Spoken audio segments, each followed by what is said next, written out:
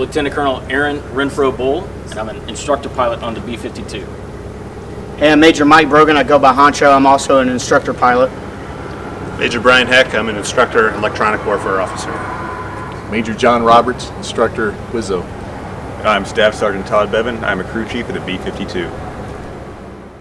Hi, I'm Lieutenant Colonel Aaron Renfro Bohl, and I'm going to give you an exterior and interior tour today of the B-52H, also known as the Buff or Big Ugly Fat Fellow. We'll start here where we normally start, in the radome. So generally speaking, the crew chiefs are actually the heroes of the pre-flight. Before we get out to the jet, they do an extensive pre-flight of the aircraft, so that when we get out here, all we're really checking primarily is for the condition and security. So one of the things you've noticed as it transitioned to the H model was the addition of the radome. We've got our STV and our forward-looking infrared as well. Those used to be a more heavily utilized system in the aircraft. Primarily now, we utilize them a lot on the ground, and then when we're doing air refueling rejoins. With the advent of the targeting pod to the B-52, it's become kind of a less critical item on the aircraft. We have stripping here that basically helps with static electricity dissipation. I know the electronic warfare officers talk to a number of the antennas, so I will forego that for the most part. Multiple pitot tubes, as you can see. So the designation that we use is pilot and co-pilot. So pilot is the aircraft commander, traditionally flown on the left side of the aircraft, and the co-pilot is on the right side of the aircraft. So I'll use that same nomenclature as we walk around the aircraft. So traditionally, a pre-flight, the pilot does the right side of the aircraft and the co-pilot does the left side of the aircraft. So for the left side, we've got the pilot's pitot tube, and then in addition, this pitot tube is specifically for our Stability Augmentation System, or SAS. And then the one that you see at the top upper left there is going to be for our altitude computer. One of the interesting things about our aircraft is that we have ejection seats that come in the offense compartment. Traditionally, the radar navigator or bombardier, they actually go down. So you can kind of see where the crew compartment ends and begins. So pretty much the rest of it's just fuel and bombs for the most part. So this is where they would come down actually. And then the gunner's seat, which is still left in the jet, and the electronic warfare officer sit aft of the pilot compartment, and they go up as well. And then the pilots obviously go up as well. Obviously, we let the crew chiefs, they always put their name there because it's really their jet. We just take it out and hopefully not break it too bad when we bring it back to them. Multiple pitot tubes. Each one of those pitot tubes has multiple systems that it ties to specifically. And we've got multiple, as you can see, ram air vents for cooling for the electronic warfare compartments and different aspects on the aircraft. And then obviously we've got multiple antennas here below. One of the things I wanted to point out, so you see one of the questions we commonly get asked is how old is this airplane? 1031, if you add a 6 to that, that'll tell you what year it was built. So this is a 61 model, and then you'll actually see the 61 on the back of the aircraft. If you see a 0031, that would tell you that it was made in 1960. One of the little interesting tidbits I'd like to point out to people was the last Civil War veteran was still alive when this was entering the Air Force, and then the last B-52 pilot has not been born yet. So chew on that for a little bit. So this jet will be here for quite some time. We'll continue to move back here. So this is the forward left wheel well. A couple things that we have in here. We've got our air cycle machine, so that provides the air conditioning to the B-52, and on a hot Louisiana summer day, we can't wait to get airborne. So traditionally, we'll get drenched in sweat because of the cabin temperature, because we don't have an APU, which is what most common modern airplanes have. So we'll utilize air carts and power carts, and then once we get airborne in altitude, it cools off quite nicely. So then we go from drenched in sweat to freezing because we're sitting in our own sweat. I know it's a lovely thing to know. We call this the hot potato. That's actually where the Cadillac filter resides. So if that fails, we'll actually get a toxic dust, gray dust that comes into the cockpit there. So obviously, fortunately, I've never had that happen to me, but that's kind of one of the emergency procedures that we might have to deal with. Obviously, you can see this is a very advanced fly-by-wire, and what I mean by wire is actually physical cables that run along the aircraft itself. We've got two main batteries, the forward battery and then the aft battery, and then we have the battery charging transformer rectifiers, which provide a charge to maintain those batteries. So those are traditionally used at the initial outset of when we get in the aircraft, and then when we switch to external power, and then obviously aircraft generator power.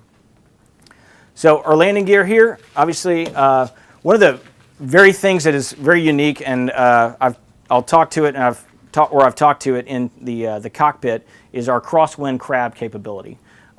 So these gear will do a wind speed and a angle calculation, and then based on that, we will set a specific crosswind crab setting, and all of the gear will actually rotate. And the gear are actually steered from the forward gear, but when we do a crosswind crab landing, all of the gear rotate in correspondingly.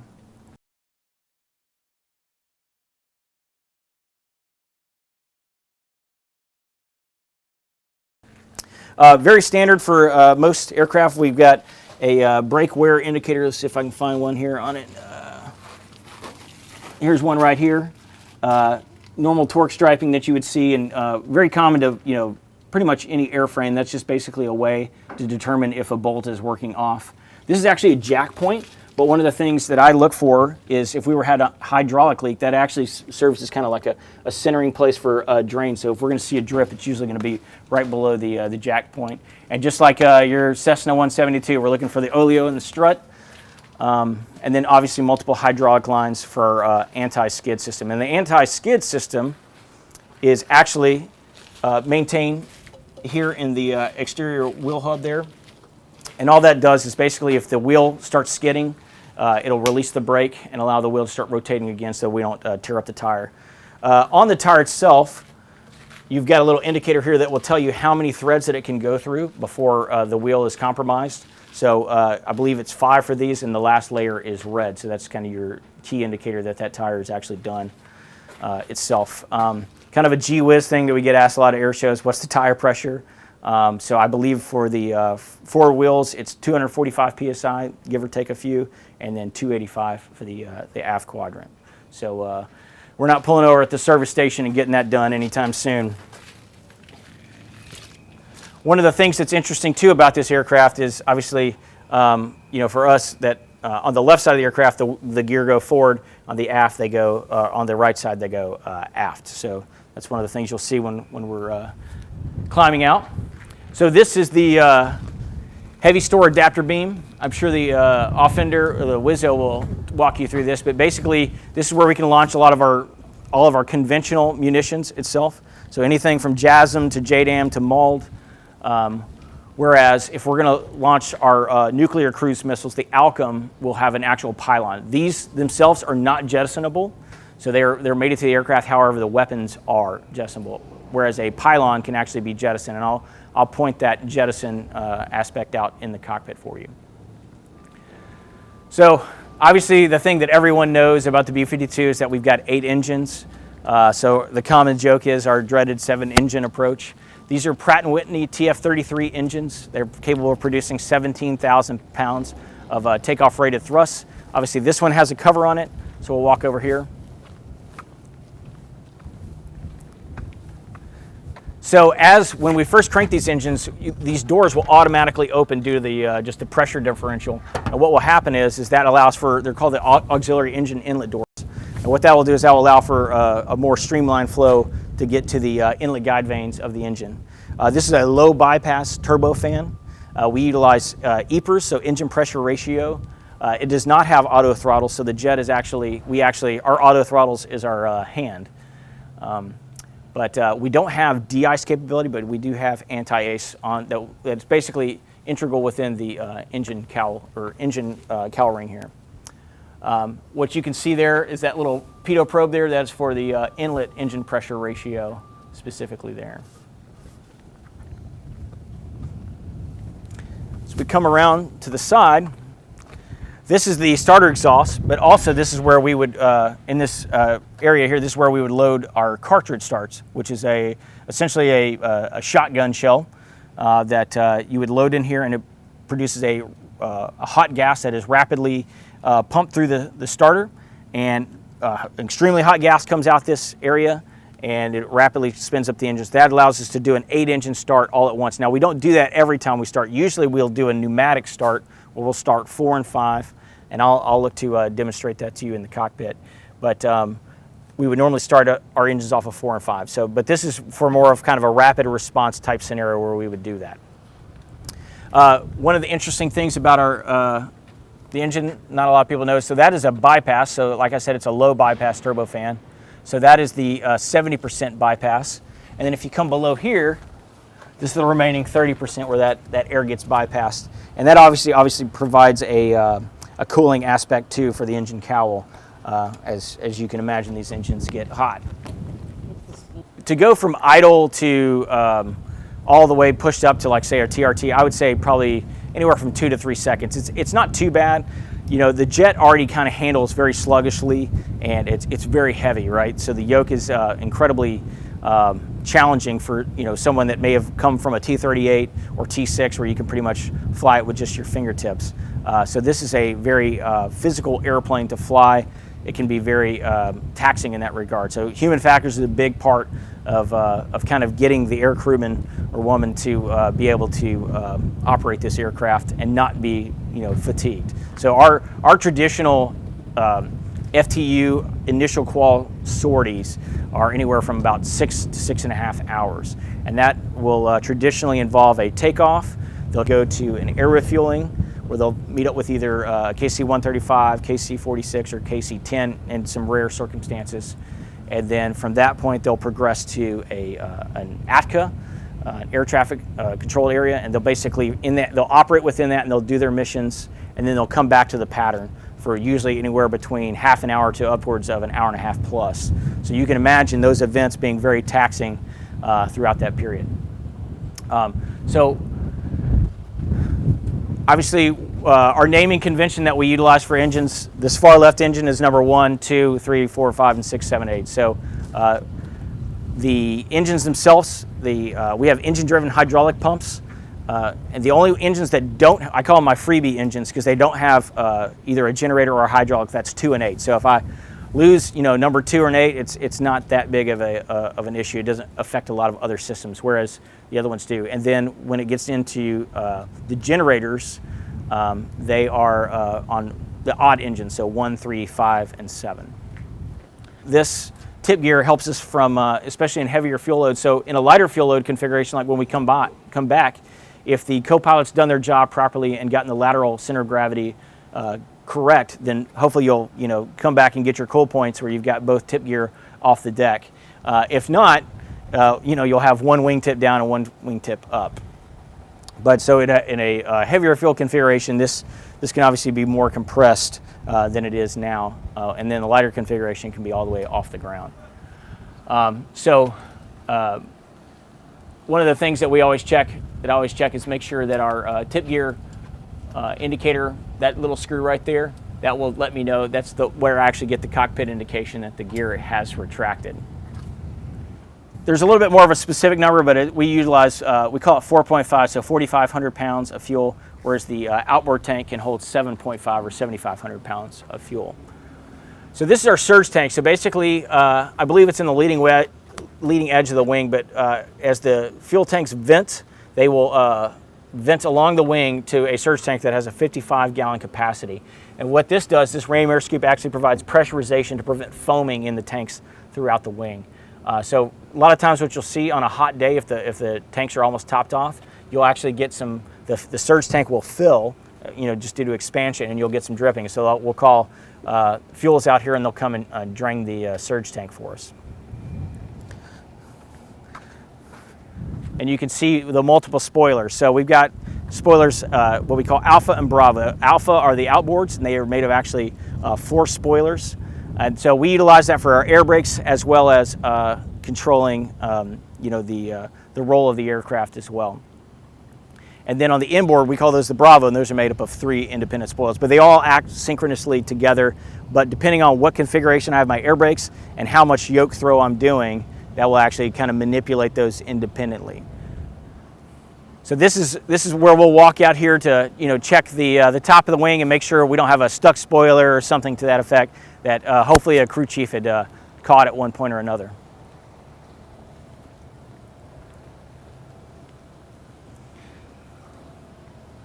So the trailing edge of the aft of the flap here. So these are the flat track paths that they'll go up. Those bolts, actually, I believe if those are not installed, the flap, they'd basically uninstall those and the flap would come off. So that's why I always like to check that safety wiring is secured and not broken. Now, obviously, we have two flaps. A little bit about these flaps, they're Fowler type, obviously. When they come down, the first, I think it's 37.5%, they'll come down to like, I think 26 degrees. And then the other, they'll come down to another 9, so a full 35 degrees down.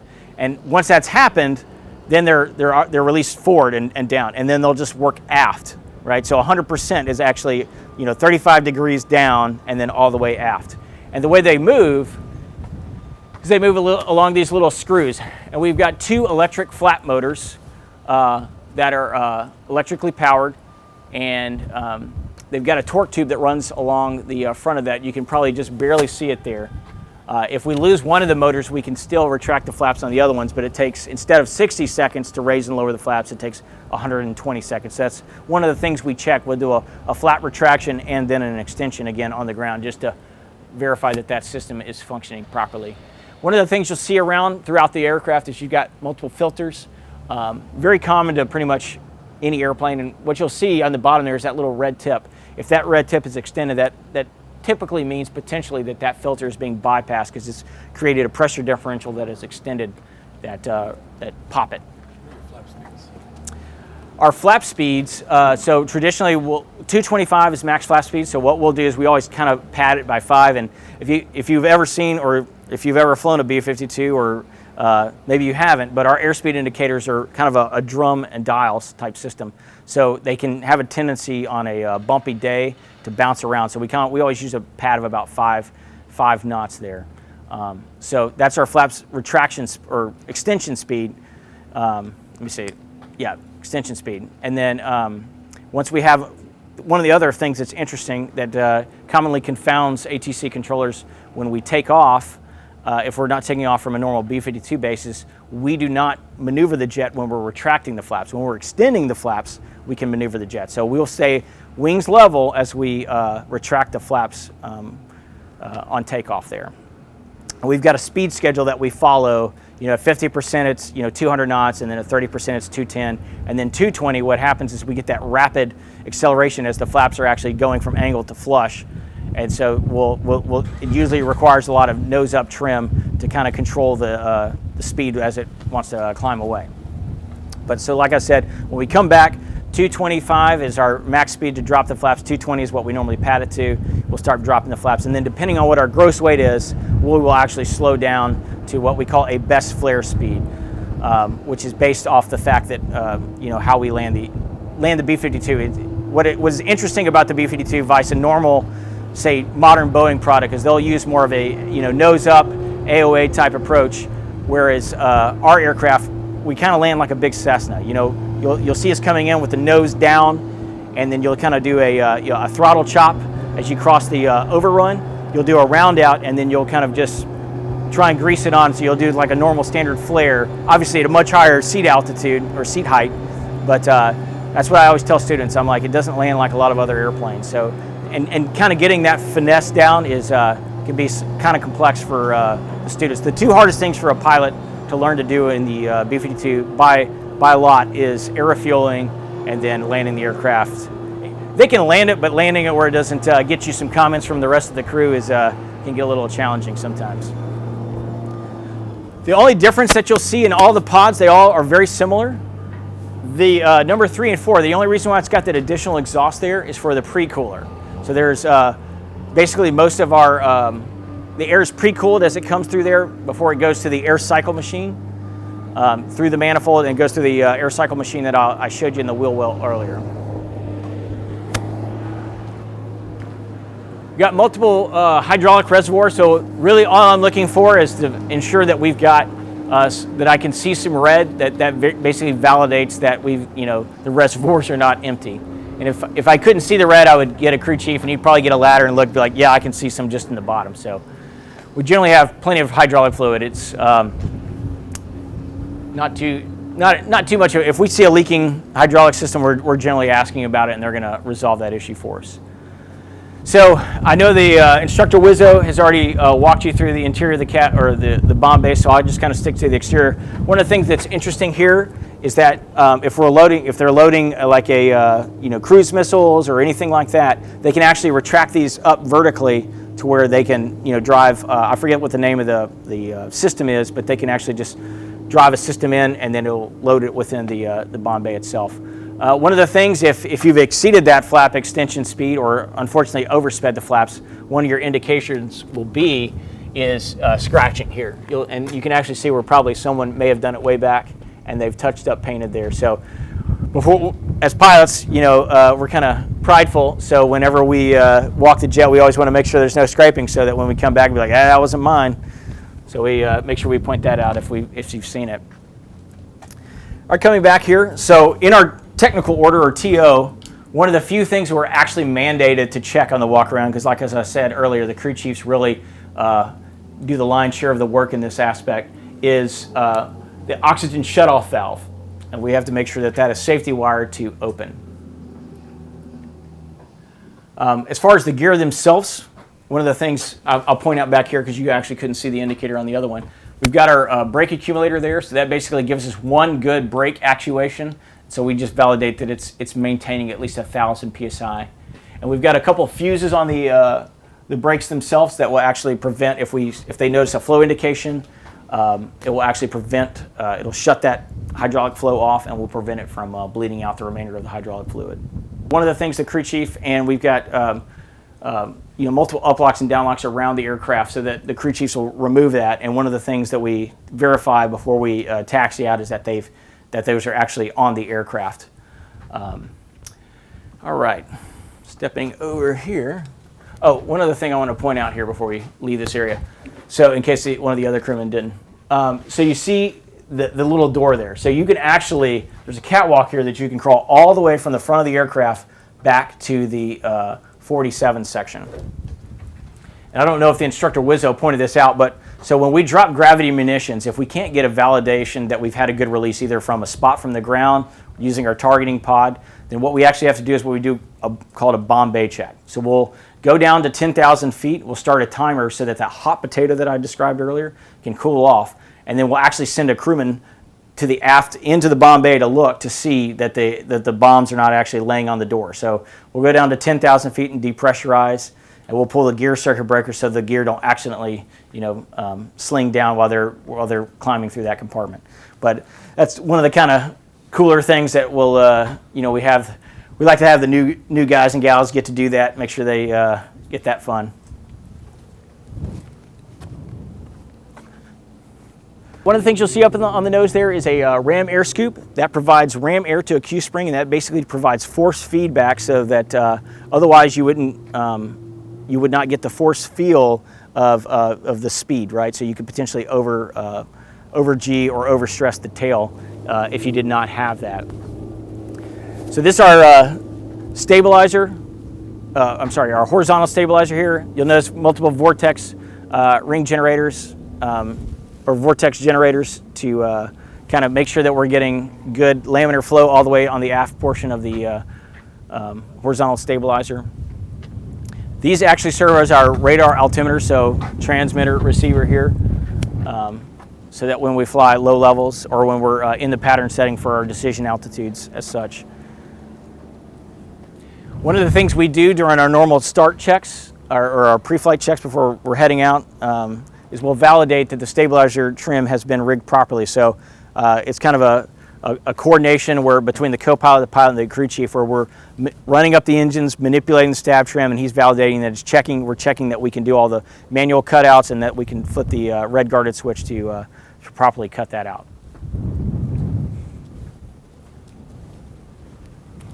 I'm not sure if the electronic warfare officer pointed this out, but I always like to kind of gee whiz about the B-52s. That actually used to be where the shells would fall out when the gun was back here.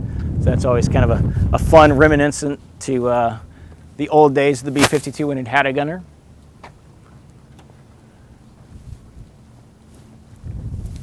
These cooling ports here are for the rudder elevator when we're testing that system on the ground. Those little red flags, all those are there for is that if they can't see those red flags, that means the cooling air is working, so we don't over temp the system while we're doing that stabilizer trim check. So when I turn the rudder elevator on, one of the first things I want to hear is cooling air both ports. And so that's what they're validating there. So in a normal aircraft, you can kind of trim the force field of it off, but because of the stabilizer system, you actually kind of have to.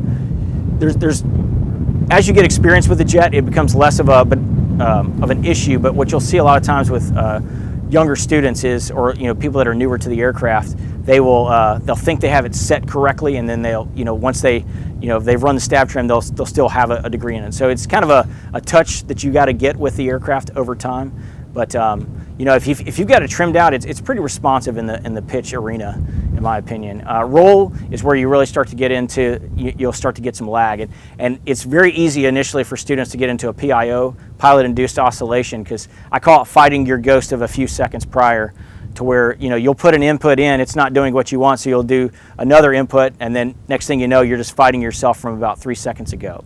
So a lot of times what we do is just, hey, take your hands off the controls and kind of stabilize it. And one of the other things we like to do to kind of demonstrate that lag in the roll authority to our students is we'll get to altitude and we'll go full throw this way, full throw that way, and the jet will just kind of rock back and forth a little bit. It won't really react. So it is responsive, and so that's in the aspect when we're flying in the pattern, we'll utilize the air brakes, but it's not like responsive like what you would get on a lot of Airbus, Boeing product that's more modern than that. So one of the things that we do that is a little bit more challenging for students is when they're coming from the T-38, they're not as accustomed to utilizing their rudder, whereas in the pattern here, we will use a full boot of rudder coming around the pattern. So obviously one of the things you can notice is that we don't have a massive rudder. You would think for a multi-engine airplane. I don't know the exact specifications and reasons why, but what I've been told anecdotally is that when the jet went low level, it was a stress aspect for the vertical stabilizer, that if they had too large of a rudder on there, the potential to take it off. And I'm sure that, I think there's a really cool YouTube video somewhere about when a B-52 lost its vertical stabilizer. But that's anecdotally what I've been provided for one of the main reasons for that. We utilize a drag chute on our full stop landing, and that's mainly just to prevent brake wear and extend the service life of our brakes. So what will happen is when that opens, there's a door just after the vertical stabilizer that will open up, and a drogue will come out and it'll pull off this large yellow parachute. So if you've ever seen us at an air show on our full stop landing, that's generally what we're deploying. And so we'll drag that, and we can keep it with us up to a certain wind limitation, and then we'll have to jettison if we're going to make a specific degree of turn. So, but not many modern airplane have that anymore. One of the interesting aspects of an older aircraft like this is some of the old school ways that we used to navigate. We don't do this anymore, but we actually have a sextant port here, and they used to shoot celestial navigation. There's a few offenders that still used to know how to do it and used to have the actual sextants to be able to do that, but as I stated, we don't do that anymore, but it's very unique to the B-52. Welcome to the pilot compartment.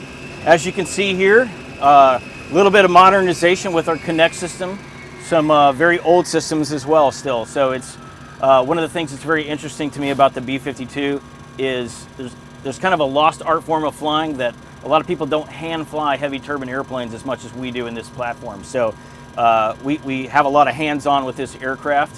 I enjoy that because it still needs the pilot. Most aircraft don't these days. But yeah, without further ado, I'll take you around the cockpit and just kind of show you what we're looking at. So before I get into this, one of the interesting aspects of the B-52 is they combined the flight engineer and co-pilot position into one. So as you notice on this side of the cockpit, you've got the fuel panel as well as the electronics, and then all of the engine starting, which generally would have been primarily done by a flight engineer. However, they combined it just to reduce the crew size for the B-52. All right, so coming back over to this side of the aircraft, this is where we have our Pylon Jettison consent. On the far left side, that's relegated for the aircraft commander. We've got our interphone switch, which is generally one of the first things that we flip on to be able to talk to one another.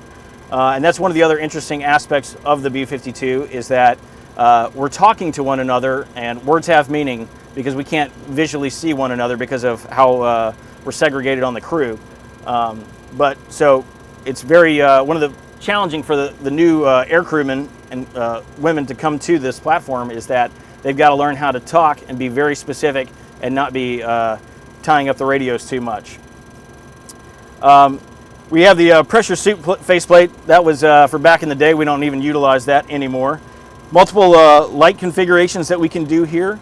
You see we've got our missile pre-arm and then our consent unlock that we can use for various weapons configurations that we've got. Circuit breaker panel for the left side. We've got our anti-skid switches. Then we've got our Mach indicator and gyro power. And generally speaking, those will stay on for the preponderance of the sortie.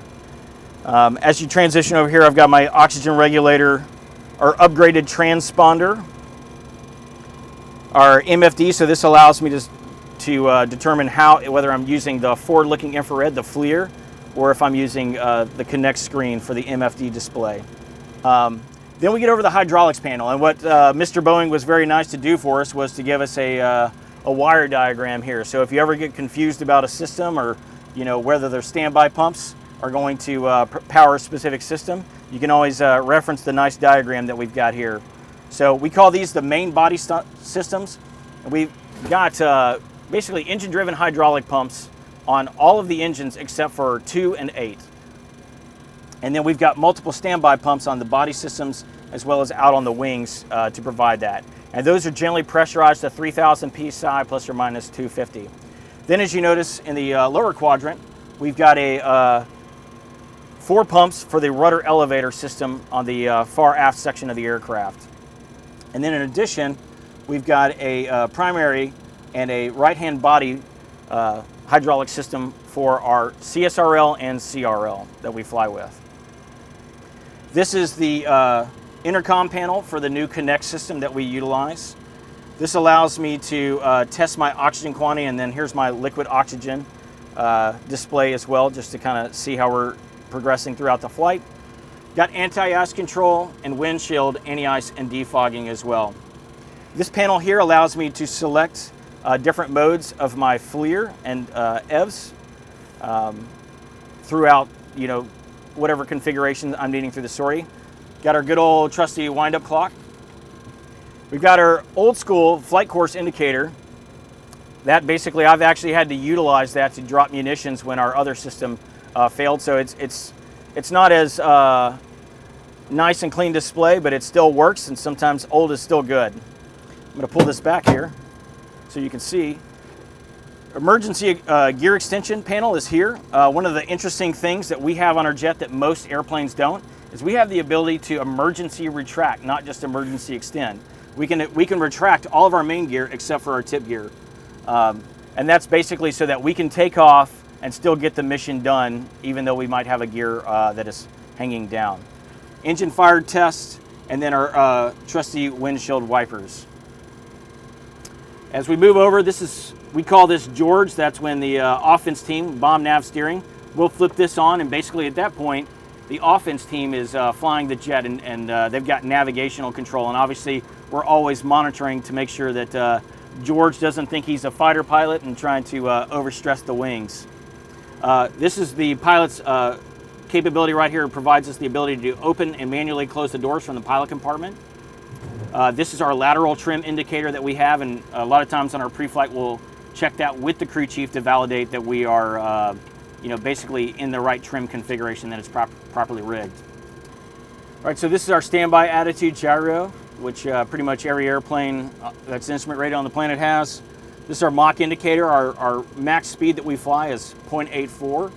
This is our directional gyro, our round dial true airspeed indicator. We do get digital inputs, but we actually have to do a cross comparison between that and our digital readout with the offense team to validate which one is the more accurate. Radar altimeter, VSI, airspeed indicator, altimeter, our HSI, and then our attitude gyro. And then some of the lights that you see up top here, that was mainly used when we used to do terrain avoidance flight profiles. This is the Connect multifunction display, or MFCD. Basically, that's primarily used for moving map and then communications external to the jet and internal as well. And we can do very specific types of JREAP messages and link messages that we can send out via that. And that's a relatively new addition to the jet itself. Over to the master caution panel, obviously you can see that we've got multiple modes here. A few of the lights are burned out, and which is not that uncommon in our jet. And so often what we do is we have little light bulbs. If you look on the far right, you'll see the spare bulbs. And basically, when we have a burned out bulb, we'll pull it out and reinstall the new one and continue on. So, you know, how many B-52 pilots does it take to change a light bulb? I'll let you come up with the punchline. This is our stability augmentation system, our yaw and pitch SAS. We've got 3 channels in the yaw quadrant, so when we lose one, we'll get this indication. After that, it'll actually just manually kick off. This is our fuel totalizer, and it also allows us to set basically our gross weight, and then we can determine what we call our best flare speed coming back into the pattern will be based off that. This is our flap indicator. The flaps go down to 35 degrees, but we use it just we use it as a percentage, so we're not really tracking what degree of flaps we're currently at.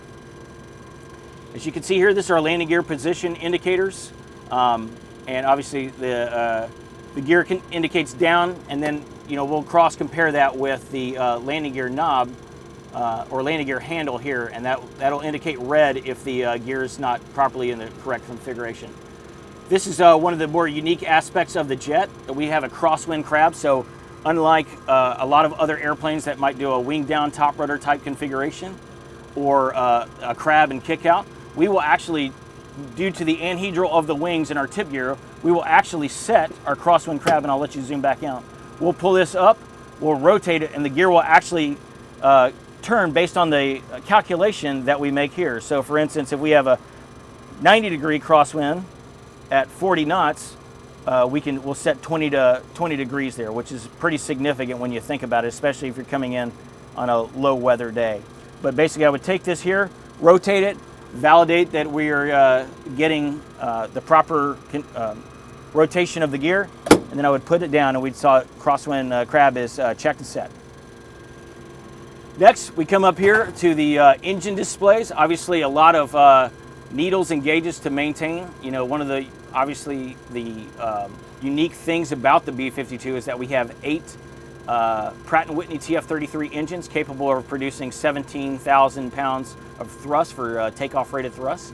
These are our fire indicators here that we will basically, if we have a fire indication, we'll pull this, it'll shut off hydraulics, fuel, and electrics to that engine.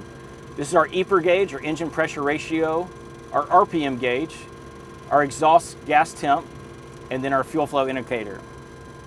And these fuel flow indicators will then feed into our fuel flow indicator here, total fuel flow indicator that is. And basically what we'll do is a lot of times is, when pilots are new to the jet, we'll tell them to set certain fuel flow indications, so that kind of helps them stabilize the aircraft and how they're controlling the aircraft. All right, we'll continue up here.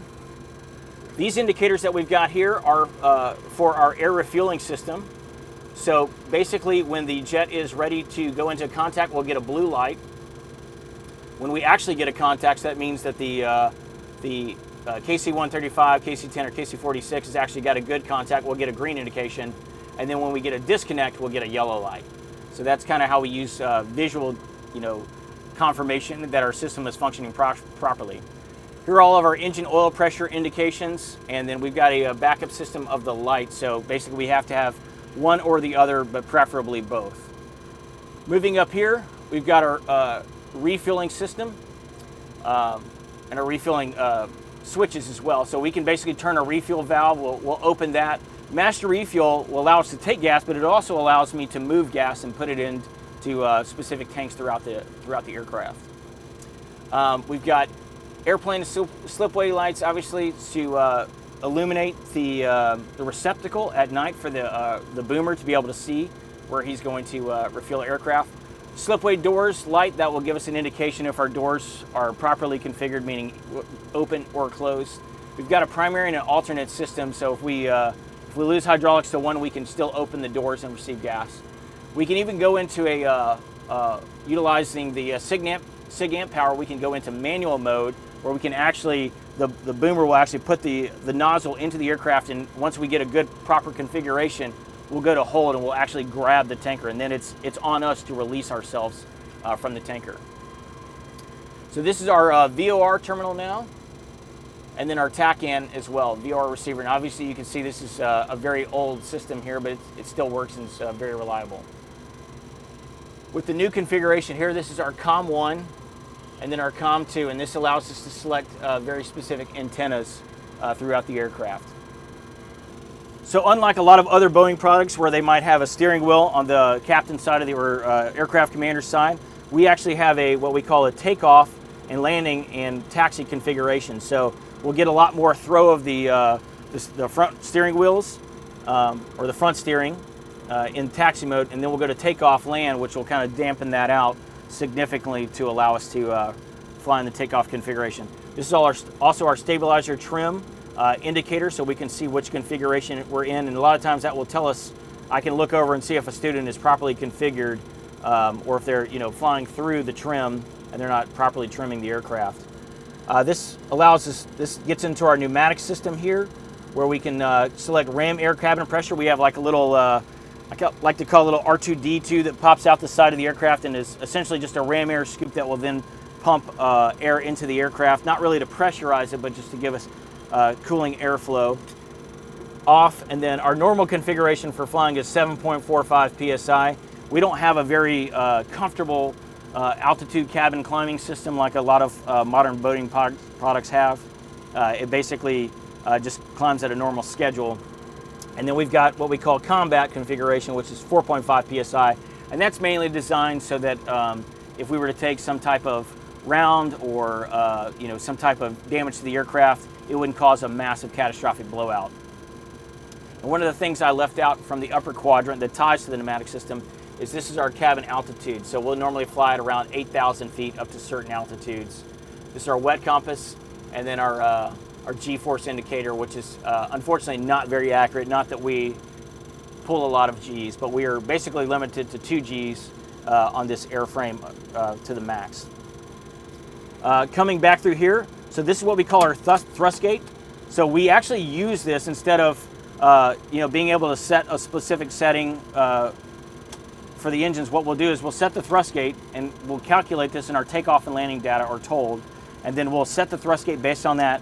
We'll push the throttles up to that setting, and then that will basically provide us, it'll kind of artificially limit our min speed for directional control were we to lose an engine. And obviously I've got multiple, if you can see on the left and right side, we've got multiple indicators there that we'll set that based off of. One of the things that's, well, in addition to that is we've got a throttle brake here, so I can set this to add pressure. And a lot of times with students, the throttles you can see here are pretty sensitive. So if I add friction to that, that will kind of dampen out a student's natural tendency to want to over control the throttles.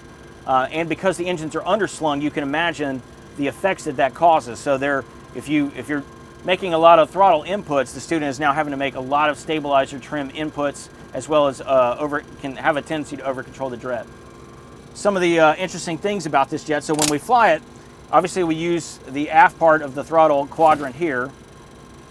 And so when I'm setting it, when I'm flying at altitude and I'm trying to fine tune my airspeed, because we don't have auto throttles obviously, I'll set the throttle friction, and then a lot of times what I'll do is I'll manipulate 4 and 5 to get a symmetric thrust out of the inboard engines, and I'll tweak that to set it. And you can very fine-tunedly fly the aircraft through 4 and 5.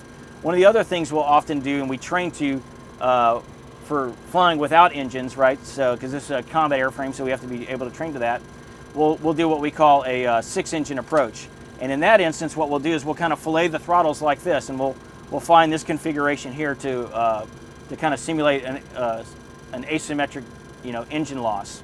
And then we can also, because of the amount of thrust that we have, we can fly what we call a symmetric 6, where I will pull these engines back and I'll fly on just 4 engines. And then if I need more thrust, I can push this up to what we call the max outboard EPR, basically the max outboard engine pressure ratio that we would want to set to not go dynamic or exceed our mid-speed directional control. And one of the interesting things we get to do in the instructor school is we will actually do a 2-engine go-around. So believe it or not, you can go around on 2 engines in the B-52 at certain gross weight configurations. So you always hear about the dreaded 7-engine approach. Well, we can also do it's definitely the dreaded 2-engine approach and go for that. So moving down here, this is, I've never seen the autopilot in a B-29, but I can't imagine it's much better than this. But this is our autopilot panel here where I can engage roll and pitch mode, our altitude hold. We do have low level mode as well. And then we have air refueling mode that we can set. And basically all that does is, traditionally when we're doing air refueling, we don't use the autopilot at all. I don't like to use the autopilot. But if you're going to take a large onload like 120,000 pounds of fuel, where that could take upwards of 20 minutes, it's a nice to have where you can put on the air refueling mode, and then the aircraft will trim itself and take a lot of the pressure that's required on the yoke. And this is basically the autopilot power on switch, and this is where we indicate if we've got a valid test, if we're testing the autopilot. Up here, this is actually, so when we're flying the jet, not utilizing the bomb nav steering, we'll use the turn knob here, right? And so that first little click is going to give us 30-degree bank, and then I can exceed that, and that will go up to the max bank of the autopilot, which is roughly 50 degrees if it's configured correctly. This is our pitch trim knob, so I can go up and down and disengage the autopilot mode here. Obviously, we've already talked about the crosswind crab alignment. And then this is the roll trim knob. So when we go to do a gravity release, I will engage the bomb nav steering, and then I'll utilize, cross-reference my flight course indicator, and I'll utilize my roll trim knob to very fine-tune down to, 0.1 decimal indication on the FCI to basically get the best solution for the offense team to release our gravity munitions. This is our lateral trim cutout, and then our stabilizer trim cutout in the event that we were to have some type of stabilizer trim or autopilot hardover, we'll engage that. Coming over here, this is our flap indicator. I'm not going to actually articulate this because we've got power on the jet, so that would actually start moving the flaps. But basically, if I go to up, I'll set it to up, and then I'll go to up and off. So it's got a few configurations. This is currently what we call down and off. So when we put the gear or the flaps down, we'll put the flaps to down, and then we'll just leave it down. This is our mode select for whether we're going to be doing TACAN, GPS, VOR, ILS, or ILS approach. We're not configured to shoot GPS approaches. We're only really RMP5, so that really only allows us to utilize that for cruise navigation at altitude. So basically, when we're shooting an approach anywhere in the world, we're utilizing either a TACAN, VOR, or ILS. An ILS approach basically it will pull up multiple crossbars, indications on the attitude gyro, pretty standard for most type of flight directors that you would see, and that will give us a wind-corrected ILS solution. We've got heading select, so where I can basically utilize the heading course knob here on the HSI. I'll go into manual, and as you can see here, that will then articulate the needle to allow us to set that. But we don't have, one of the things that you're missing here that you see in most modern aircraft is an MCP. We don't have that. It's all done manually. So when we do heading select, I'm turning that, and I'm manually turning it with the turn knob to set it. When we go to ILS mode, we'll switch over to normal, or if we don't want the heading select bar to appear, we'll deselect it there. And then instrument control switch, I can select between pilot and co-pilot here. So that basically allows for master control of the heading select as well as the HSI on their side. Moving down here, this is the terrain display. So we used to fly TA in this aircraft. We used to fly low level, basically utilizing radar contouring to fly extremely low in this aircraft. We don't maintain that mission set. The test kit itself, or the TA set, is maintained by the aircrew up at Tinker. So they actually go out and test and ensure that the system is still operational but no operational crews really maintain that mission set anymore. Working down here, I've already shown you a little bit about the crosswind crab. This is where we would set it. So in addition to the indicator that we have here between the air, on the center panel here, we've got an additional indicator here on the knob itself. And then as you push that in, this is our rudder trim. So I can set rudder trim that basically provides us our rudder trim limitation speeds. This is our lighting configuration here. Terrain clearance light, we really don't utilize that anymore when we're flying. So most people, and it is speed limited, so you can overspeed it. So most of the time we just leave it stowed. And then it's our landing, taxi light, and crosswind light configuration. One of the interesting things here, this is used to center the gear. So when we go out and test the crosswind crab, so we'll validate that we're getting proper configuration of the crosswind. We'll set it, and then when we want to center it, we'll push this little knob here, and it will manually, or not manually, but automatically center the crosswind crab.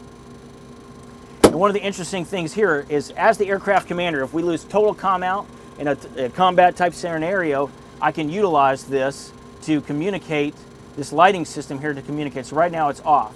So for instance, if air crewmen or women were out of their seats and I wanted them to get back to their ejection seat or prepare for a ditching or for bailout, I would switch this light to alert, and as you look back in the tunnel there, you can see that light is flashing.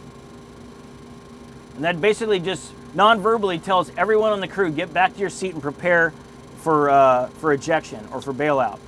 And then from that configuration, I would switch it to abandon, and that will kick that light on, and then that tells everyone to egress the aircraft. I can also utilize that if I just want to get everyone's attention on the crew and we have a comm out situation, which I've actually had in a combat scenario. I can utilize alert just to get everyone's attention and have them come up comms. In that particular situation, we actually had a circuit breaker that was misconfigured. It popped, and it was causing the entire interphone system to basically go out. So what we utilized was, I utilized the co-pilot to run downstairs and talk to the offense compartment, and then we basically passed notes. And what we found out after the fact was a circuit breaker that was completely unrelated to the interphone happened to be popped. And so what we did is we just reset it, and then it came back online. But and when we got back on the ground, they just had accidentally miswired that circuit breaker. So, you know, it's kind of a non-event really, but you know, obviously when we can't see one another, and we go comm out in a combat scenario, that can kind of elevate everyone's you know, stress just a little bit. But anyhow, as B-52 crews, we can work through pretty much anything. So that's the bailout warning lighting system there. In my opinion, if you needed to fly the B-52 single pilot, which we don't, you could definitely do it from this seat. This is the dangerous seat, in my opinion, because there's a lot of things that you can, if you make mistakes on this, it can be detrimental to the aircraft, mainly in the fuel and center of gravity configuration that you put this in. But one of the things I want to point out to you is a little bit more about our ejection seat. It's a catapult type ejection seat, and it's about as comfortable as it looks. But you know, we'll fly long duration missions all over the globe, riding in that seat on that cushion. But it's you know, we've got the ability to get up and move around, so that can take some of the human factors pieces off flying in the seat for long periods of time. So a little bit about our parachute here. We've got a UR, so basically if we went into, you know, some type of fresh or salt water, this would auto detach the clips so that we wouldn't get drugged by the parachute, you know, across the water.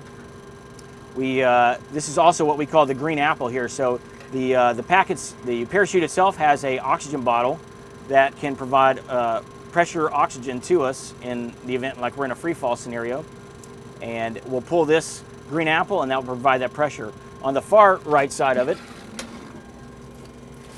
you'll see what we call the red apple here, and that is basically designed for these ejection seats. Once that gets pulled, that will deploy the parachute at roughly 14,000 feet.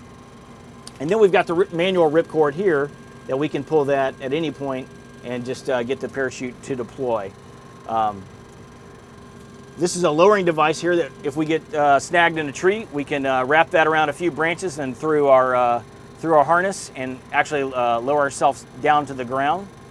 And then we've got obviously locator beacons embedded with that. One of the other interesting things is, as you'll see here, when we raise our armrest, this is actually where we will go through the ejection sequence. And when I pull this pin out, we'll stow it. And so I cross stow it. So from the co-pilot seat, I'll stow it here in the pilot seat. And so that way, as an instructor, either if I'm in the left or right seat, I can look over at my student and verify that he's properly stowed his pins in the correct configuration.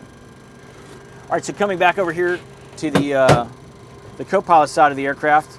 So one of the interesting things is there's two different types of cross checks in our aircraft, going from the left seat to the right seat. It's actually a mirror image. So if you notice, the radar altimeters are opposite one another. So it's a mirror image of our instrument display.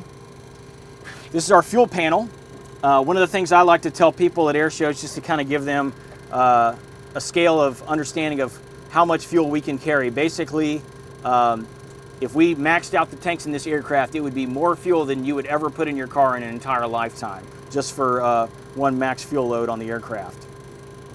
We've got multiple tanks, and basically I can take fuel in any configuration and move it throughout the jet. So if I've taken battle damage or I've lost an engine, I can start pumping gas basically any of the auxiliary tanks, the main tanks, or the outboard and external tanks to kind of maintain my center of gravity. In addition to that, based on what the configuration of weapons that we're carrying, whether there's an asymmetric weight distribution, I can actually pump up tanks to maintain more of a lateral center of gravity. So same systems over here. One of the different pieces is probably the latest and greatest of 1985 or earlier is our CG Flask, and that basically allows us, it does a manual calculation taking of all the fuel indications that we have here, the gauges. We input our operating gross weight and then our weapons configuration, and it will give us a display here. I'll try and turn it on. You'll kind of see what it would appear like. And it's a very rudimentary tool, but it's pretty redundant, and there's a lot of really cool things. So I can actually go out and put specific datum. So as the aircraft is developed, there's a lot of weapons that are programmed into the CG Flask that don't even exist anymore or are in the inventory or carried on the aircraft. So what we will do is we can actually go in and input specific datums for new weapons and those gross weights, and then make those modifications manually, which is pretty labor intensive, but if you need to, you got to do what you got to do. So this is our kind of tied to the air refueling system up above. This is our defuel valve, and so what I can also do with that is it's mainly done for maintenance, but we can also do it in flight if necessary, is I can take fuel from, say, a main number 3 here and pump it in, say, to the aft body if I need to, or to get the lateral center of gravity down a little bit better, I can pump gas across through the 29 valve to the number 2, and that'll allow me to defuel that. Fuel scavenge, so basically because we can pump, we've got a few manifolds. We've got a main and a cabin manifold. And so what I will do in this end, so that we don't waste any fuel, I can actually turn this on, and there's a scavenge pump that will run in those manifolds to pump the fuel either into the number 2 or the number 3 main system. All right, so I'm going to stow this, and as you can see this, so obviously I've unstowed the yoke, so I'll talk to this a little bit. We don't really utilize the narrow field of view on the EVs ever anymore.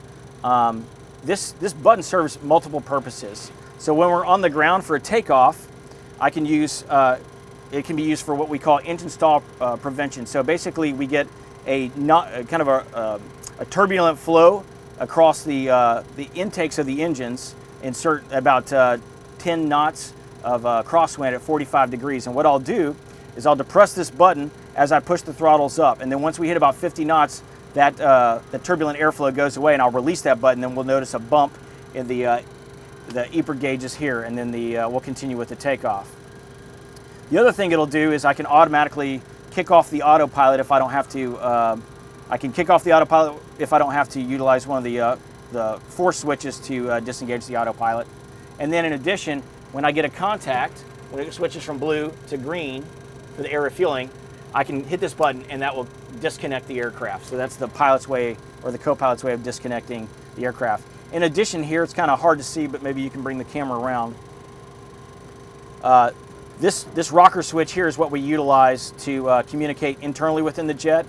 So, and then we'll press down for the ground. So, down to ground is kind of the way we teach the new students. And then this is our stab trim and lateral trim switch. So I can manipulate the stab trim right here. So this is how I'll trim out the aircraft. And obviously, you see we got the deer antler yoke, pretty massive compared to most other aircraft. And then what you see here is for kind of cruise comfort, I can fold the rudder pedals here and kind of extend my legs out. I'm not a super tall guy, but I can stow the rudder pedals for the taller folks, and it makes it a lot more comfortable for them. And then obviously they can move it back by just pulling the interior of the pedals and sliding it fore and aft as such. So now what I'm going to do is I'm going to show you how we stow the column itself. So there's this little lever here, and I can stow that. Now you're probably wondering, how does that get stowed during ejection? So if I rotate the levers, the canopy will blow and this will automatically stow. And what that also will do is that will simultaneously kick on the abandon light and tell everyone to leave the aircraft. So basically, if either the pilot or the co-pilot leave the aircraft and we don't have time to communicate that, the red light will come on. And optimally, the aircraft commander wouldn't leave the aircraft until everyone else had. You don't want to be the first one off the ship, if you know what I mean. Same configuration here, that we've got the connect panel. Then, kind of similar to what you would have seen on an older flight engineer, we've got our generators here. They're 120 kilovolt amp generators, very powerful. We've got a common bus tie that they will all kind of share the load on. We can fly in multiple configurations. If we lose generators, we really only need one to power all the systems that we need. But however, if we got into that situation where we're flying on only one generator, we would want to probably lower some of the power usage. We've got a generator overheat light. So basically, if our constant speed drive on the generator that's attached to the engine overheats, we can normally find the normal mode, but I can decouple that generator so that it doesn't continue to overheat the constant speed drive that's, if the oil is overheating or it's grinding. And then I can go back to monitor and just kind of keep an eye on the temperature of that. When I want to engage a generator, when it's powered, and we've got at least 58% RPM, I can turn on the generator, and then you'll see these indicators here. They will go, as you can see here, we're tied right now. We've got external power on. We're currently configured to where the main buses that are tied to the generator buses are now actually tied to the central bus tie. So I've got that configuration on. So if I turn this one off, normally it would switch back over. But so when I want to go from ground power to aircraft power, I'll turn this one on, and it will take over the load. It'll switch to the engine-driven generator, and it'll kick this off the bus tie circuit breaker. It'll kick it off the external power. It'll kick it off here. And then we've also got the ability to isolate the central bus. So if we've got one of the generators is acting up and it's kicking everything off their buses or the central bus tie, then I can push that and isolate and troubleshoot the generators, which then would allow me to come over here and see our hertz indication and then our volts indication, and see if one of the generators is not putting out clean power. Just below the manifold temperature gauge here is we can specifically select which generator we want to see and what power output it's having. Obviously none of them are on right now, or the engines are off, so we wouldn't see anything, but this is where you can see basically the output, the voltage, and then the demand. The demand would be on the amps over here, but we can configure that. So if I have a generator that's acting up, I can isolate it and then determine try and troubleshoot a little bit what's going on with that particular generator. Moving over here, this is our CG Flask control panel here, so you can see I can do specific fuel weapon, and then generally speaking we'll fly around in the weight mode so we can see what our current gross weight, fuel remaining is, and our current CG is as well. This is our anti-skid indicator panel here, so we'll obviously it's not on with the power off, but we could basically determine if any of our anti-skid systems are not operating accurately. This is our AHRS, or Attitude Heading Reference System. So what we can do is we can go to either slave or DG mode or comp mode, and I can do a fast direct. We'll set, normally we'll fly around in the slave configuration, and I'll set the magvar specifically for where we're at in the world, whether it's north or south, and then I'll set the latitude here. And then our sync indication will kind of give us an idea of how, if the system is kind of acting a little troublesome at that point. Coming over here, this is how we program our HF radio. So when we're crossing the pond, we're still the one making position reports crossing the pond. There's the co-pilot's oxygen regulator. This is our battery control panel. So I've got the battery on. I can do a battery charge and test. And then this is where I'll normally fly around the normal configuration, but I can switch to emergency power, and that will give me basically degraded mode where to switch to the forward battery in an emergency type scenario. All right, so one of the things kind of unique to the B-52 is our engine start control and start selector. So as you can see here, we've got multiple modes: cartridge, flight, pneumatic, and then for the individual starters, we've got start, off, and continuous. And depending on whether I've got that in pneumatic or flight, or cartridge, it'll do multiple things. So cartridge allows us to, we've got carts that we load in each of the engines. So imagine just a large shotgun shell that we will load in the engine. And then when we go to cart, it will fire a hot exhaust that will then rapidly spin up the starter, and we can start all 8 engines depending on what configuration we've got those in. We can start all 8 engines rapidly and be ready to taxi in a moment's notice.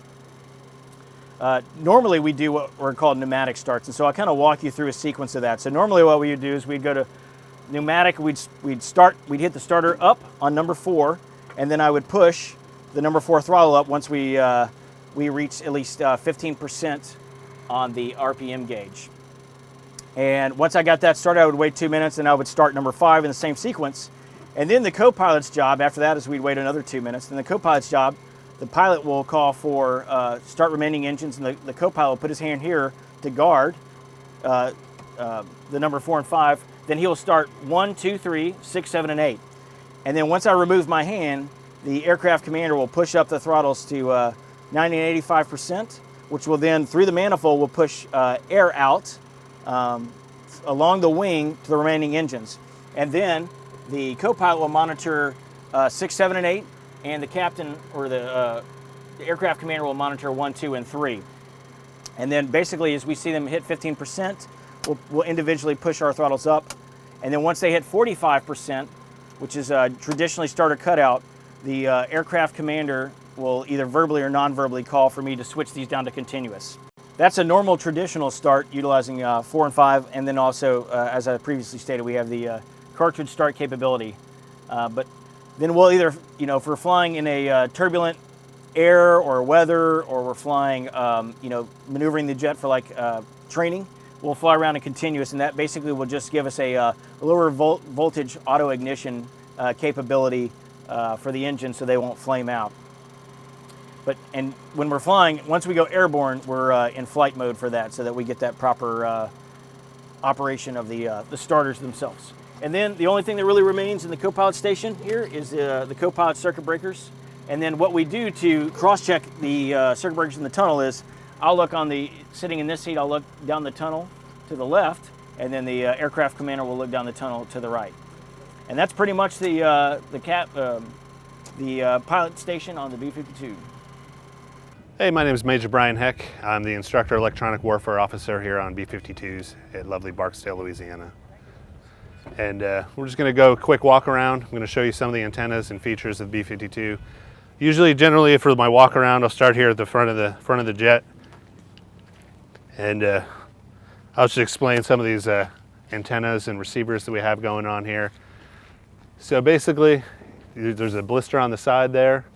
That's for ALQ 172. It's a type of jamming that we use against missiles and ground-based radars, also airborne. Also, we have another one on this side. And if we could remove this whole nose cone, there's a lot of receivers and some transmitters under there as well. And just following kind of a walk around, what I usually do. Here's a special technique behind this panel for the 172. And as we move along here, this small scimitar antenna It might not look like much, but it's a very sensitive receiver that we can see a lot of the ground-based radars through. And here, right under here, these small antennas sticking out, these are our ALQ 155 jamming antennas. Behind these panels are all the boxes, the electronic boxes that work these things. And there's a lot of fluid in there, kind of like antifreeze, radiator fluid, and occasionally it'll drip down as you see these kind of stains on the concrete. As we head into here, a lot of different stuff going on, a little dirty, but right here is another receive antenna that we use. And then just looking around in here, we've got a lot of circuit breakers. So right now we're under the left wing, and as you see here, as you can look above there, we have 4 chaff dispensers on each wing. We can hold up to 900 bundles of chaff. And the dispenser number 2 and then number 7 on the right wing, that's been disconnected. So nothing in there, but with the other 3 and 3 on each wing, we'll hold up to 900. So a good amount of chaff.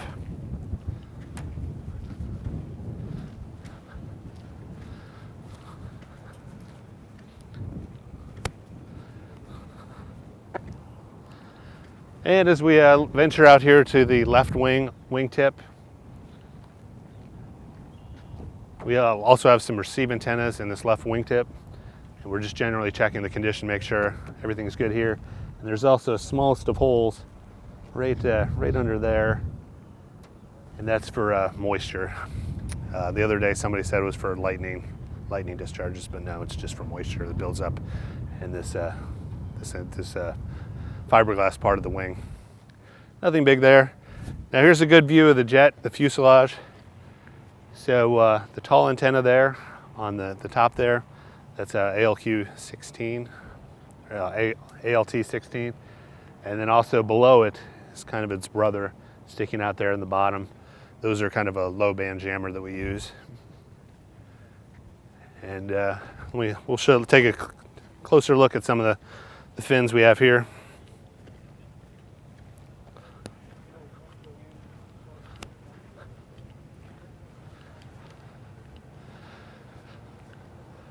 So these shark fins on either side of the fuselage. There's one on this side, one on the other side. That's for our low band transmitters. And then right above it, you can kind of see where a shark fin would have been. This thing would have been there. And that's just for, that was for start treaty notifications. So the jets that are full up combat ready to go will have this fin in there. And then the Russians or whoever can take a satellite photo and they'll be able to see that fin is there, and then they'll know that's a combat coded jet. No big deal. Also on the fuselage here, we have 2 more antennas, also with the 155. And then as we come around the back, as you look up here, we've got 6 kind of punch out panels on each side of the horizontal stab here. There's 6 on this side, 6 on the other. That was for our flares. We could hold at one time 192 different flares, or 192 flares, all of one type. This little door here, well, before we get ready to fly, we'll pop this off and pop that in, and that's kind of and it's an interlock system, so we can't dispense the flares on the ground. The flares burn at 3,000 degrees, something ridiculous, and it will melt right through the cement. So just something to think about. And as we come around to the rear, I've got a few more things to talk about, and then we'll be good to go. The chin there, that's our RWR, radar warning receiver, receive antennas in there. That panel with the holes on there, back when this jet was built in the early 60s there, late 50s, early 60s, that's where the guns would be. As we go inside, we'll look at where the gunner used to sit. And I believe on the H models, we had a 20mm cannon on the back here. Some of the older models had 4 50 caliber machine guns. And if I misspeak, those were all, the gunner left the jet, I believe, in '92. So I've only been around the buff since 2003 or 4. So it's before my time. But as we look up there, also on the vertical stab, you see that kind of blister on each side. That was for the ALQ-153. That was a tail warning system. I believe that was taken offline around 2001 or 2. Also before my time, but what that would allow you, if you were flying along and a missile, it detected a missile coming behind you, it would automatically release chaff and flares. And I'm not sure how effective that was, but they took that offline a little while ago, so nothing for, not used today. And also kind of on the fuselage there, you see the white, kind of an ice cream cone looking thing. And also kind of just above that to the left is another blister. That is the same 172 system that's also found on the front of the jet. Those are both transmit-receive antennas. And as we come around to the right side, we'll see the same antennas. We've got the 153 up on the vertical and the 172 on the side of the fuselage here. And pretty much the same side on the left side of the fuselage is the same systems based on the right. All right, now we're gonna climb inside and show you kind of my area and some other interesting features and quirks of this aircraft that kind of make it stand out from other aircraft in the fleet. Let's head on up.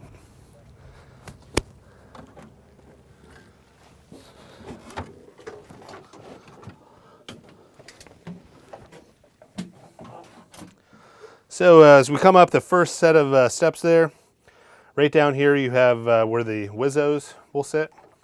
And in case of an emergency, unfortunately they eject downward. So not the best of situations, but certainly not too bad. And then we'll head up this next ladder to the top deck. All right, now we're up on the top deck here. Right behind me is where the pilot co-pilot sits. This is the IP chair.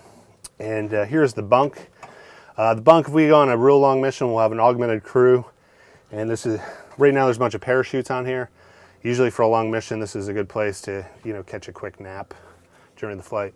Also here, down here, this little vault-like thing here is with what we call the RSD. We have weapons tapes and navigation tapes, and they just go in this little thing here. And it's part of an upgrade here to the newer jets. Also right above that is our Venerable Oven. I'll open it up. It's not the cleanest thing in the world, but it's got two settings pretty much. They're frozen and burnt. But if you keep a good eye on it, you can warm up a Hot Pocket, pizza. There's a whole cottage industry of guys who can really cook up some good food, ribs, desserts, cookies, using the small oven like that. Some good stuff. And then right off to your right here is, well, it's mostly storage. Back in the day, the defense instructor, he would sit on this little white seat here. It's called the honey pot. Also, if we need to use the bathroom, that's what we would kind of use. And then right on the side of that is the crash axe. You see it there, right on the bottom there. Yep.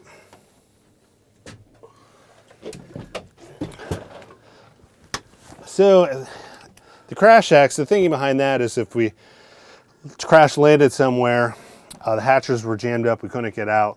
There's a chop out area right in this area. We could chop through the fuselage theoretically and escape. That's never been tried, and I certainly wouldn't have a lot of faith in if we had to do it. But that's a quick tour of the upstairs. All right, so this is where my office is. This seat is the radar navigator compartment or seat, and then the navigator sits over here. So we're both overall considered dual seat WIZOs. We're qualified to fly in either seat.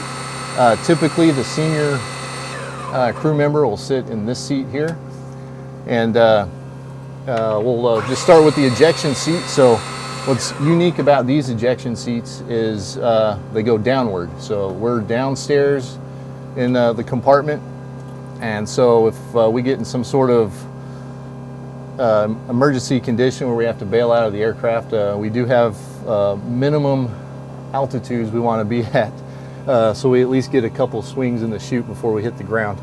All right, so I'll just start from the navigator side over here. A lot of this stuff is just legacy stuff we no longer or rarely use. So I'll just touch on some of the things that that are still relevant in most of our missions. So over here we have there's radar pressure pumps, oxygen regulator. This is one of our radios, the navigator controls right here. So paired this panel and this panel, that's our Milstar communication systems. We are able to log into an aft SATCOM network, or the Milstar network, and we're able to send and receive text messages, and the text message output is on that printer right there. So we have to make sure we install our printer paper, otherwise we might be in trouble. Moving over, we have our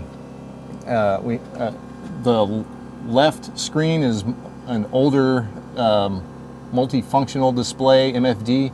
Then we have the right screen that is we're actually able to control stuff on it. So this is a fairly recent, within the last 5-year upgrade, and have a full-up keyboard in both stations that we can control our Windows 95, if you will, network. And up here we have another integrated keyboard, and this integrates directly into our Offensive Avionics System, or OAS. All right, moving over. Insert our mission tapes here, and we have some instruments down here. We have altitude, outside air temperature, and true airspeed gauges. And that's really all we get as far as round dial instruments. Everything else is on our digital display. We have this is our weapon control panel. We're able to select individual weapons, left pylon, right pylon, bay, and then whichever number station they're on, and control them, power them on and off, jettison, anything like that. As we're moving over, we're getting into more avionics stuff. We have another radio right here. So this is probably our newest addition to the jet that came with these newer screens. And as we move over to the left, we have a similar setup to this station. So the radar nav and the navigator have basically the same screens in front of them, got the same integrated keyboard here, and then the same keyboard interface for our Windows 95 operating system there. Continuing to move over, we have our radar nav management panel. So we're able to manipulate some radar inputs. So we'll have our radar display up here. It's like a 1982, if you will, display, just green blobs to most people. And we can power that on over here. This screen, this is our MFCD for our advanced targeting pod. So we just like we showed you outside, there's we can carry either the sniper or the lightning pod, and we have an integrated track handle here in this controls where we're looking. So this is where we can target, track, and we can fire a laser using this system right there. And then moving on to the left, we have our bomb control panel, and we can operate the bomb door using these switches. And then up here we have what's called a D-brick. It's a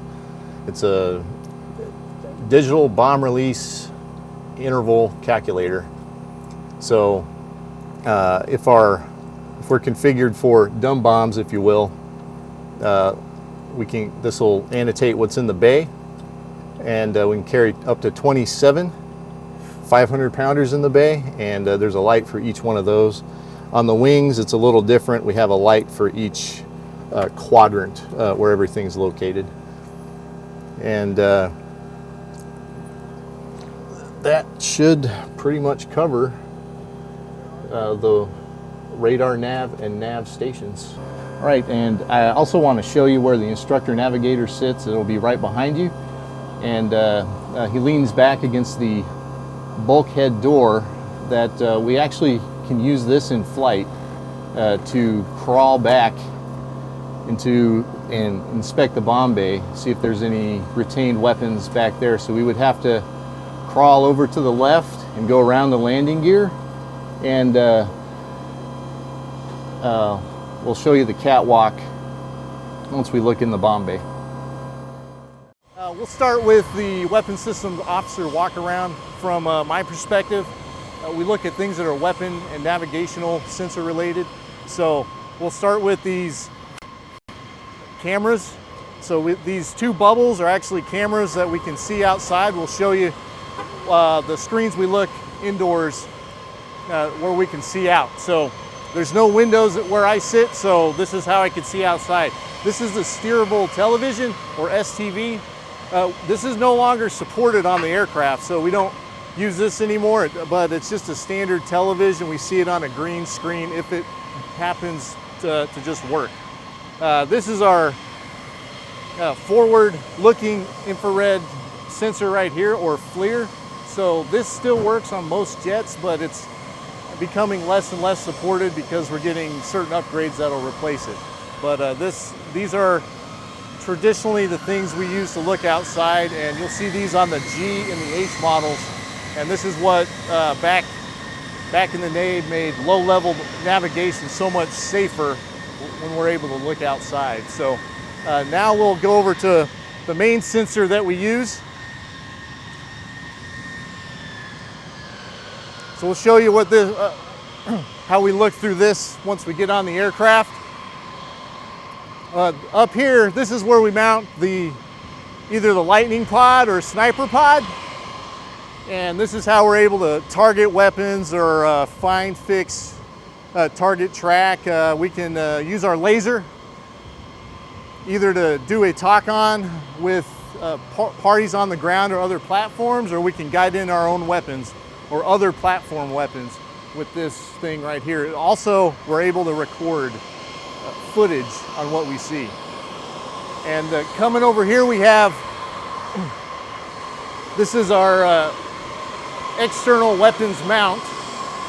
So it can carry up to 9 weapons if they're conventional weapons, so what we normally would call dumb bombs, Mark 82s, things like that. So we carry up to 9 on each one of these. We have 1 on each wing. We can carry up to 8 smart weapons. So we can carry anything from Mark 82 dumb bombs, GBU-12 laser weapons. We can carry joint air-to-surface standoff missiles, or JASM. We can carry up to 6 on one of these. The only thing we have that these will not carry are our nuclear missiles or air-launched cruise missiles. So we actually have a special pylon that'll hold those. So moving on, we'll walk into the bomb bay.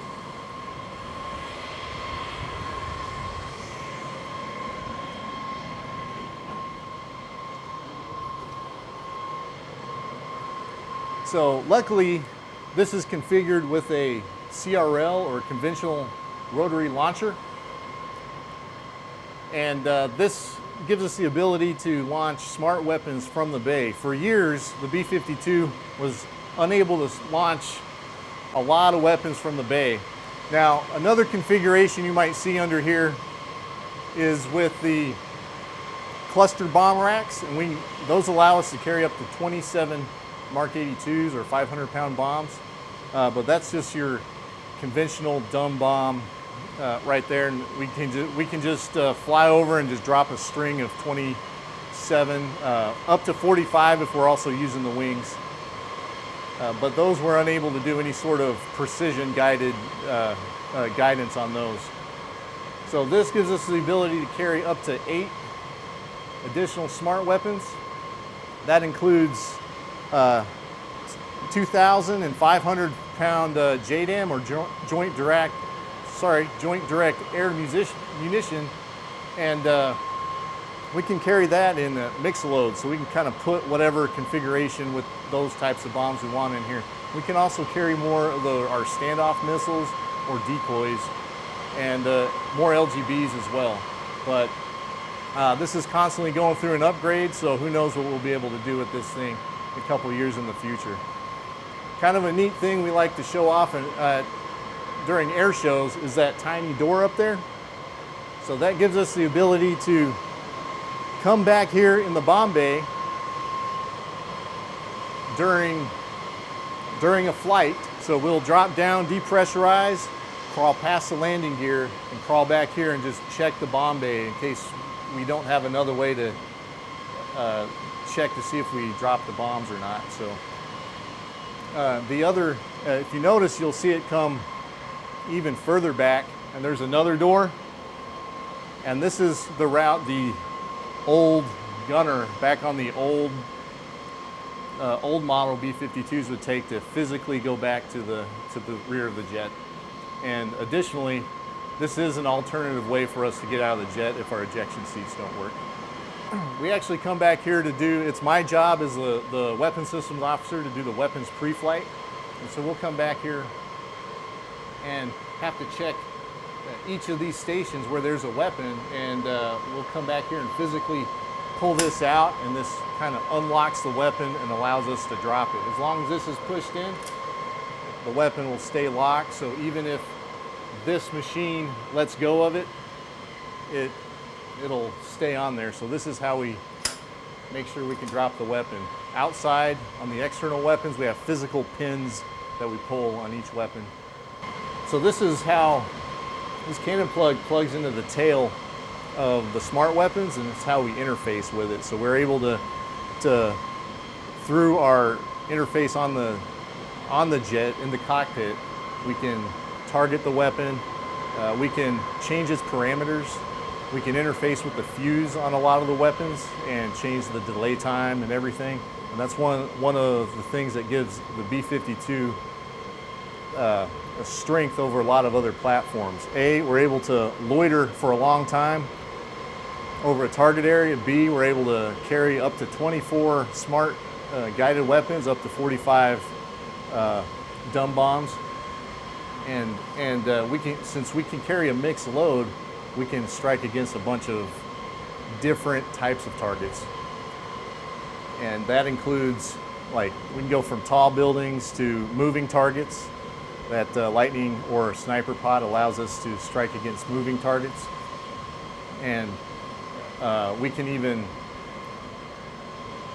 weaponeer a target for maybe a ground party. Maybe we get a target called in and they don't have the ability to weaponeer or tell us how to weaponeer the target themselves. So we'll fly over it, take a look at it, and we can kind of decide which weapons we want to use and how we want to adjust the fusing for each one. So that'll include a delay fuse. We'll have proximity sensors that allow us to adjust the height of burst. And we also have, like I mentioned before, a GBU-12, a laser guided bomb. We can shoot our own laser into the target. And then a newer weapon is a laser mixture between laser guided and GPS guided, and that allows us a lot more flexibility in the types of targets we're able to strike. So the CRL or conventional rotary launcher is an upgraded version of our common strategic rotary launcher, which is we've had since the 80s, that launches nuclear missiles. So just like this can hold 8 weapons in the bay, that thing allows us to put, the nuclear version of it allows us to put 8 nuclear missiles in the bay, bringing the total amount of missiles, nuclear missiles, we can carry to 20 per jet. These hoses, so right now, this configuration is because we have this in the bay. So what you'll see if this is not in the bay is these just kind of connect to each other and it shorts out the airflow. But with these capped, it pushes air, so if you see these ducts at the top, there's a pair of them. It might be hard to see both of them, but air will come in through the intake and forward, get pushed through the back, and into the CRL, and that way we're able to environmentally cool off the weapons, and the exhaust of the air comes out over the forward end and back to where it came from pretty much. So that's this duct right here. And it doesn't rotate around continuously. It'll go from one station all the way to its 8th station. And then if you have to go back to station one, it'll have to rotate all the way back. Yeah, so there is a limitation with this, is there's a time of rotation between each weapon release. So it can get difficult to release large numbers of weapons in one pass coming out of the bay. However, if they're mounted on the wing, we can launch as many as we want in one pass. So up to 16 in one pass. Is this the only bomb bay? This is the only bomb bay. You'll compare it to the B1 or B2. They have multiple bomb bays, but yeah, this is the one we have. There's a warning on the outside of the jet. It just says fast acting doors. And so in order to come back in here safely, we want to make sure that these are disconnected from the doors and these are installed. So, it takes a second and a half for these doors to close. So it's a safety mechanism. And additionally, we have this key. When this CRL is installed, this has to be installed, and that keeps this from inadvertently rotating if power is applied. So before I forget to mention the cluster bomb racks that if we have this bomb bay configured for those dumb bombs, they'll look very similar to the ones on a B-17, probably the exact part number. So that's how reliable those parts are. We've been using them for many, many decades, and it goes all the way back to World War II and before. And we still use those today. I'm Staff Sergeant Todd Bevan. I'm a crew chief on the B-52. Today I'm going to show you around the jet a little bit. First, let's come over here to the landing gear. These struts take about 5 gallons of hydraulic fluid when they're compressed, and then we lift the strut up with nitrogen. You need about close to 2,700 PSI to lift these things up, supporting a lot of weight. These are the steering actuators. All right, they're hydraulically driven. They're tied together in a way that if one of these goes out, you can still steer the gear. The other one will still, provide the hydraulic fluid to the other one. This is your steering metering valve. This meters all the hydraulic fluid going into the actuators.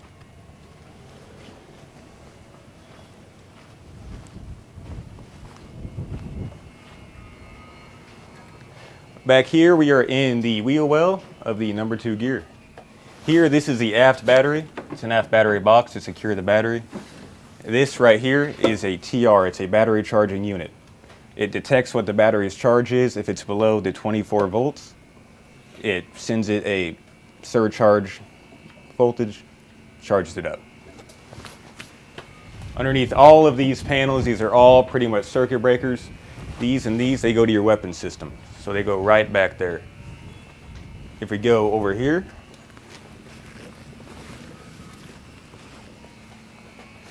you'll have 4 boxes. 1, 2, 3, and then the 4. These are your generator power boxes.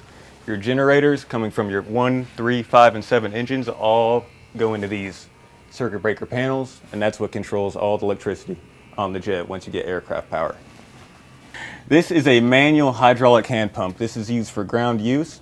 So whenever you need to tow an aircraft or anything, this pumps up this accumulator. It'll go to 3,000 PSI and you can get 1 brake actuation out of it. Towing one of these, it's an experience. You got to hook up a very heavy bar that reaches all the way out past the front of the nose. It's 2 prongs and you have to hook these up. There's slots and you slide it in here and you hook a pin through that hole. Each gear has one. You can tow it from the aft, but that's only in very certain circumstances. After you hook that up, you have to hand press this to 3,000 PSI. That way you have your 1 brake actuation in case the tow bar or anything happens and you need to stop the aircraft from moving. For a full tow, you need 6 personnel. You need somebody up there to ride brakes in case of emergency. You need the person to drive the uke, the tow supervisor, and then a wing walker on each side and then 1 in the tail. Since this aircraft does not have an APU, we have to rely on this. There's a small turbine engine in here. This cranks up, we get about anywhere between 30 to 40 PSI, and that sends it right up to the engine. You hit it up the starter, and that's how you start it up. After that, you can start all the other ones off that one engine.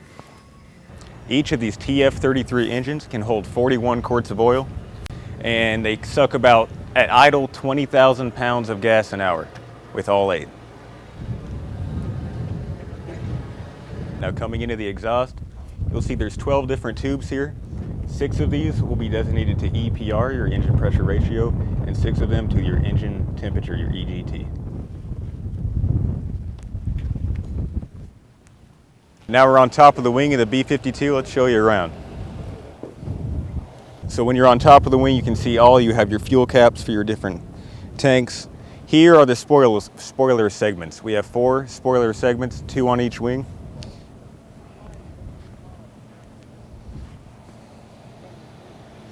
Here you can see at the top of the engine. There is your oil servicing caps. You take those off, that's where you service the oil through. On the odd engines, you'll see there's an additional cap. That is for the constant speed drive. Also on top of the wing, we have 2 sets of Vortex Generators. The leading edge is smaller. Now Vortex Generators, they kind of manipulate the airflow to where it hugs the wing and you get that better connection on the air.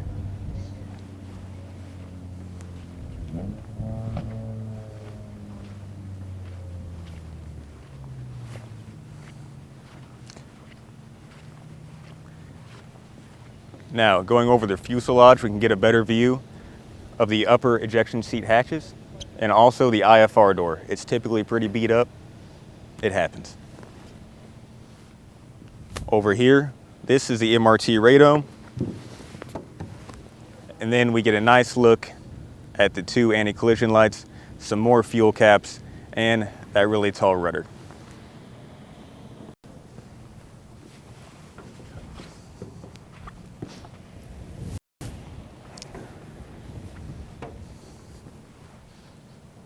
Now on the B-52, the left is pretty much symmetrical of the right. You're not going to find too many things different. So neat. Is that just the expansion of the aircraft, the little creaks that we're hearing? Oh yeah, you're always hearing creaks and pops. And now we're going to hop up in the back, which is what we call the 47 section.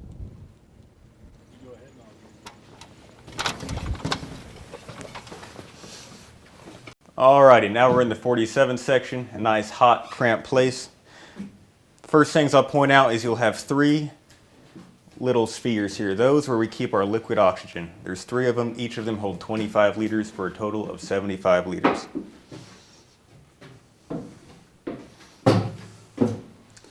Alright, over here you'll see a hydraulic reservoir and then some pumps, and then it's mirrored on the other side. These are what's your SAS pumps. These are going to operate your rudder and elevator. All right, now that we're back here, you'll see there's pipes and cables running everywhere. These are all for your ram air. Go back here, and this is a stab mech. This is going to drive your stabilizer. Huge jack screw here, servicing. Whole lot of stuff going on back here. Thank you for watching this walk-around video of the B-52 Stratofortress. Be sure to subscribe to this channel for many more aviation videos to come.